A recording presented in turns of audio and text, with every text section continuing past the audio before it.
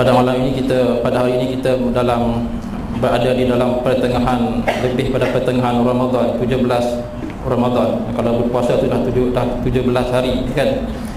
Makna kata dalam kita dah masuk second half dah. Kalau bola sepak tu dah second half. Maknanya waktu ni lah nak kena pulun kalau ada yang tertinggal, supaya kita boleh mencapai kejayaan di hujung sana nanti. Jadi muslimin dan muslimat, saya tidak berhajat untuk nak goreng panjang, takut nanti ada start motor balik 4 rakaat dia tarawih dia. Biasa begitulah. Jadi pada malam ini saya nak berkongsi di mana dalam berkongsi satu firman Allah Subhanahu wa taala dalam surah Al-Furqan, di mana Allah menggambarkan satu golongan manusia yang dipanggil sebagai Ibadur Rahman. Mereka inilah yang Allah letakkan sebagai the special group of people yang dipanggil sebagai Ibadur Rahman. Kalau kita lihat perkataan Ar-Rahman itu sendiri pun biasa kita sebut dalam basmalah kan, Bismillahirrahmanirrahim. Ar-Rahman itu maknanya kasih kan, yang maha pengasih. Jadi dan kita sendiri pun kalau untuk masuk syurga sendiri pun kata tak cukup dengan sekadar amalan saja, tapi dengan rahmat Allah juga. Rahman dengan rahmat Allah itu yang akan membantu kita juga. Walaupun amalan itu juga penting, tapi rahmat Allah itu juga penting. Mana kasih sayang Allah, love, mercy. Kalau rahman itu special mercy untuk golongan ini. Jadi Allah meletakkan satu golongan dalam surah Al-Furqan mulai ayat 63 yang berbunyi, a'udzubillahi minasyaitonirrajim, wa ibadur rahman alladzina yamshuna 'alal ardi hauna wa idza qatabahumul jahiluna qalu salama. Jadi Allah kata sifat orang ibadur rahman, sifat orang ibadur rahman ni apabila berjalan di atas muka bumi ini dia hauna. Hauna ni ulama tafsir sebagai bersopan lah kan, bersopan, lemah lembut. Setengah ulama mengaitkan hauna ini dengan satu sabda Nabi SAW, yang mana cara kita berjalan itu, cara kita berjalan dengan lemah lembut, normal kan, biasa. Di mana dalam satu sabda Nabi maksud lebih kurang bunyinya, maknanya kalau kamu berjalanlah dengan seperti biasa jika kamu pergi ke tempat solat, pergi ke tempat sembahyang. Maknanya kalau kita tengok imam tu dah sembahyang, kita jauh lagi, tak perlu nak berlari, nak tergesa-gesa. Maknanya berjalan tu seperti biasa kan, berjalan tu seperti biasa. Itu maksud hauna itu, maknanya haunan, lemah lembut, bersopan. Dan juga ada ulama mengaitkan hauna ini maknanya dia berjalan dalam keadaan tawadhu. Berjalan dalam keadaan tawadhu, tidak sombong, tidak takbur, bongkak dan sebagainya. Sebab berjalan tadi itu sebab kita tengok berjalan tu melambangkan pribadi, lambang pribadi seorang. Daripada berjalan tu kita dah dapat tengok pribadi seorang. Tapi tafsiran yang lebih lanjut maknanya kita berjalan di atas muka bumi ini dalam keadaan yang tidak sombong, tidak takbur, tidak sombong, walau apapun kedudukan, dan darjat kita. Sama ada kita memiliki kelebihan dari segi harta kekayaan kan contohnya memiliki harta kekayaan tidak salah, tapi jangan sombong kan, macam Qarun kan digambarkan dalam Al-Quran bagaimana kisah Qarun kan, jadi beri kekayaan yang melimpah ruah kan, akhirnya dia sombong dan takabur.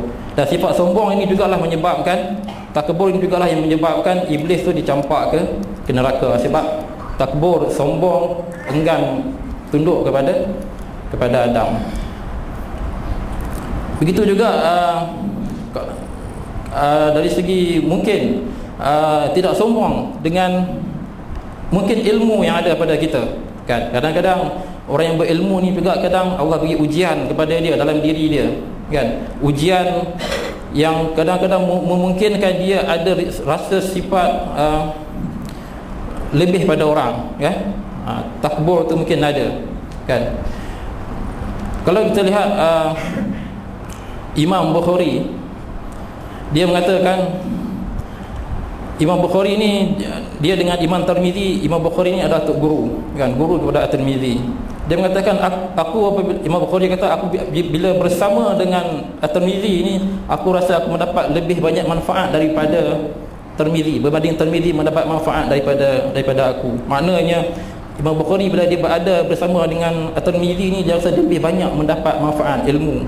Maknanya nampak di situ tawaduknya Imam Bukhari tadi, merendah dirinya dia walaupun dia seorang tu guru kan. Jadi di situ maknanya sifat tu itulah salah satu sifat ibadur rahman. Yang keduanya, wa idza qatabahumul jahiluna qalu salama. Apabila mereka itu disapa oleh ataupun dicerca, ditegur oleh orang jahil, maka kamu responlah, jawablah dengan cara yang baik. Qalu salama, dengan apa? Ucapkanlah salam, selamat tinggal. Maknanya jika ada sebarang cercaan, celaan, okey, maknanya respon kita itu adalah secara baik, bukannya kita balas dengan cara yang tidak baik kan. Satu ketika Nabi diarahkan oleh Allah Subhanahu Wa Taala untuk menukar arah kiblat dari Masjidil Aqsa kan, Baitul Maqdis ke Baitullah di Kaabah di Mekah.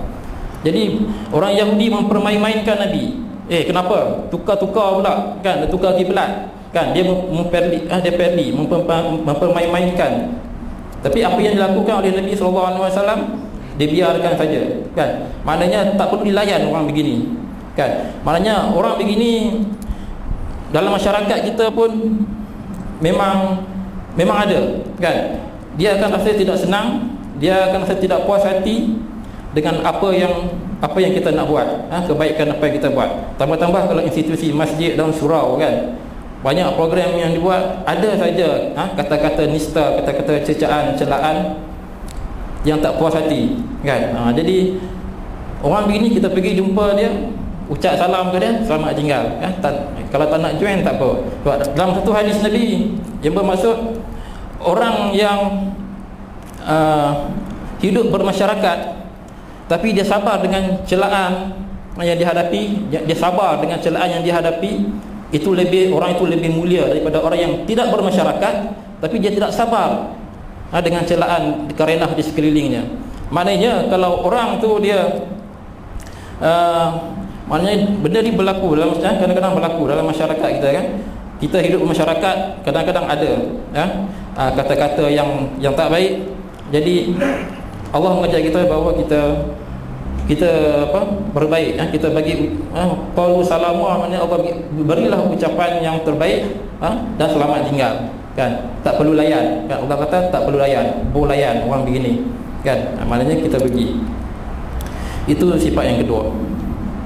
Yang ketiga,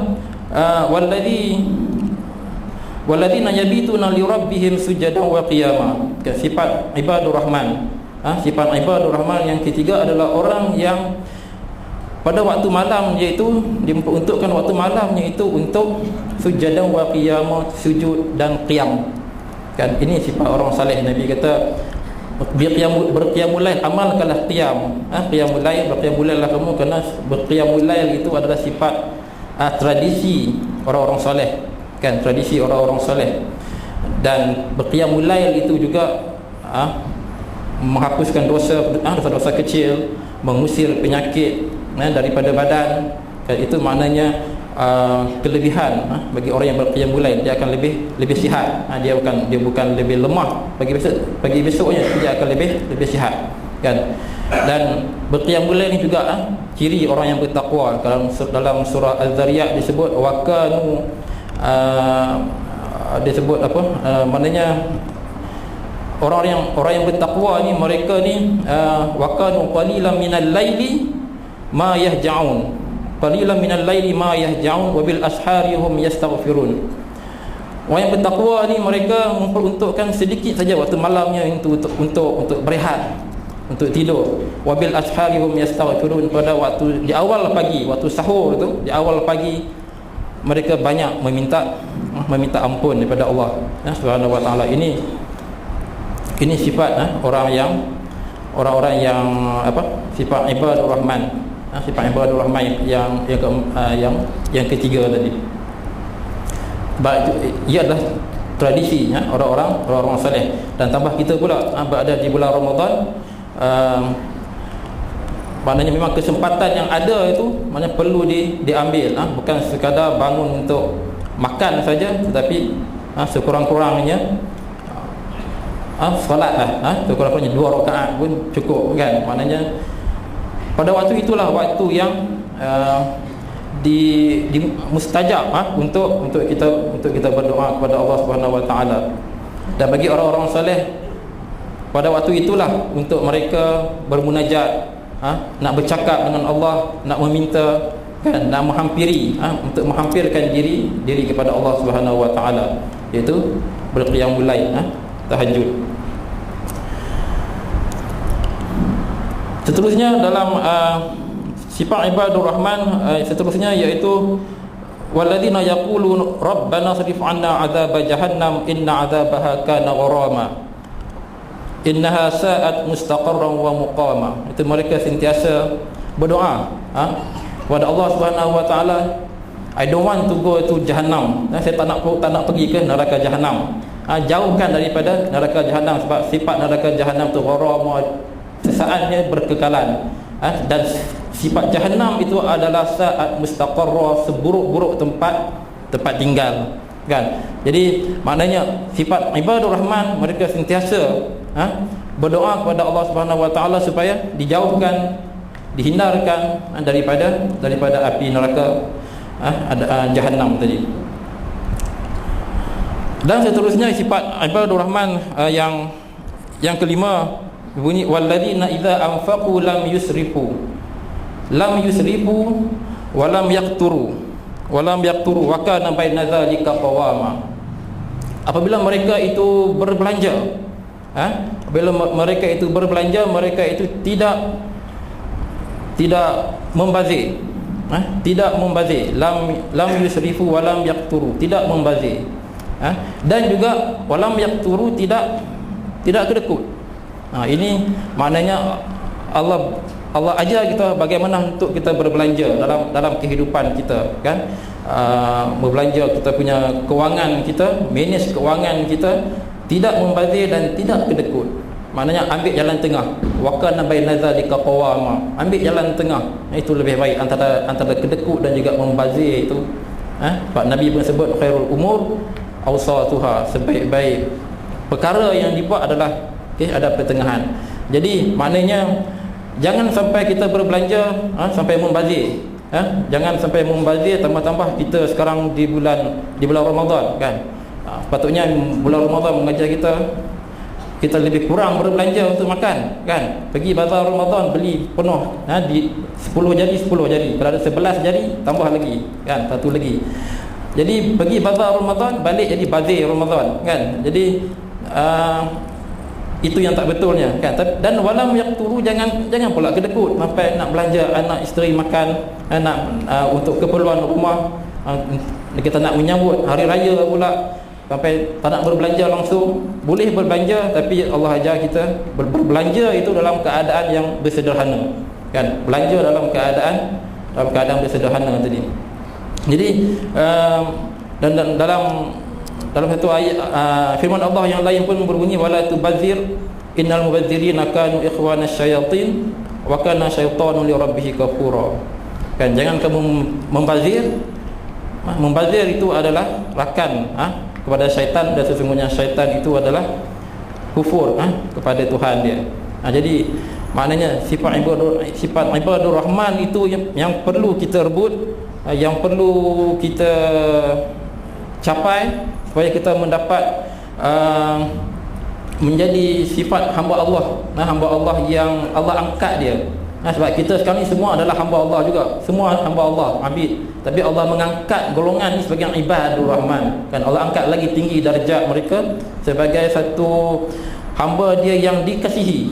Orang-orang inilah yang Allah Subhanahu Wa Taala sangat kasihi, yang digelar sebagai ibadur rahman. Ini special people yang Allah angkat sebut dalam Al-Quran. Dan sebenarnya dalam surah Al-Furqan itu pun panjang lagi, lebih kurang ingat dalam 12 ciri lah, kan.